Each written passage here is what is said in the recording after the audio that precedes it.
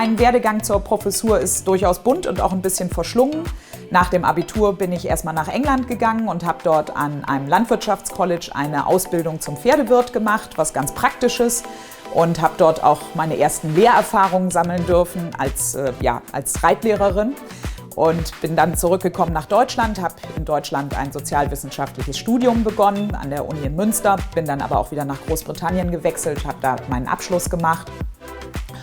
Ja, dann bin ich eingestiegen ins Berufsleben, schwerpunktmäßig Unternehmenskommunikation und Marketing. Das habe ich auch ungefähr 10 Jahre oder gut 10 Jahre gemacht. Und bei allen Jobs ging es eigentlich immer darum, neue Dinge aufzubauen. Zum Beispiel ein Start-up einer internationalen Universität. Da musste man erstmal überlegen, was man überhaupt anbietet und wo die Studierenden herkommen sollen und solche Sachen. Ja, aber auch für eine große, in der öffentlichen Verwaltung, also zum Beispiel bei einer großen Hafenverwaltung, da waren vorher verschiedene Behördenteile zusammengelegt worden. Es musste eine neue Abteilung aufgebaut werden.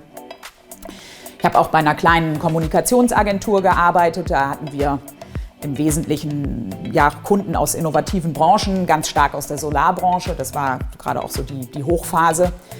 Ja, also war immer was Neues drin und immer eben auch Innovation. Und nebenberuflich habe ich angefangen, Lehraufträge zu machen an deutschen Hochschulen. Und das hat mir auch total viel Freude gemacht.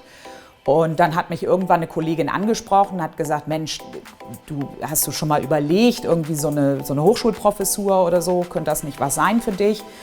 Und ich war erstmal ganz überrascht und habe dann drüber nachgedacht und habe gedacht, nee, eigentlich genau, das wäre genau mein Ding.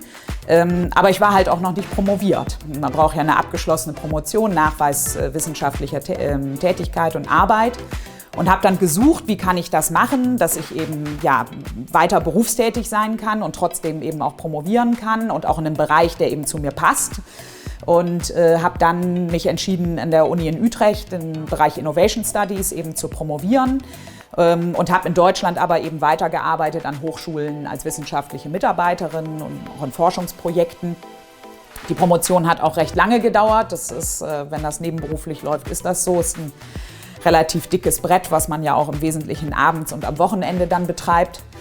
Und ja, nach der Promotion hatte ich dann das Glück, dass ich einsteigen konnte, auch an der Uni Utrecht als Assistant-Professorin.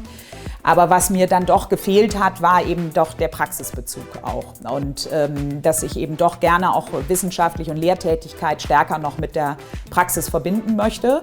Und da ist eben eine Professur an der Hochschule wirklich auch sehr passend und passt auch genau zu meinem Werdegang und verbindet eben die Praxis mit der Wissenschaft und mit der Lehre. Ja, und jetzt bin ich hier seit einem Jahr an der Hochschule Bremen und habe hier sozusagen die Professur, die ich auch gerne haben wollte.